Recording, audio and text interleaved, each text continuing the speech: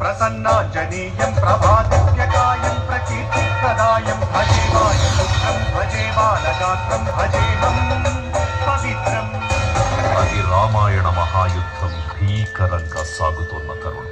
శ్రీరామచంద్రుని సారథ్యంలో వానర సైన్యంతో విజృంభిస్తూ లక్ష్మణస్వామి తనతో పోరాటం చేస్తున్న రావణుడి కుమారుడు ఇంద్రజిత్ తలని బాణంతో ఒక్క వేటుతో వేరు చేశాడు.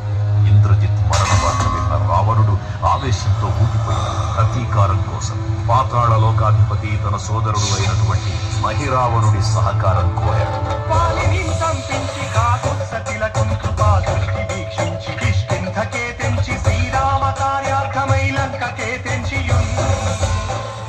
ఆ జీవి మకర ధ్వజుడు అనే తన పుత్రుడు మహాసముద్రాన్ని దాటుతుండగా నీటిలో పడ్డ స్వేదవిందుడు ఒక మొసలి గ్రహించడం వల్ల జన్మించాడని తెలుసుకొని ఆశ్చర్యపోతాడు హనుమంతుడు.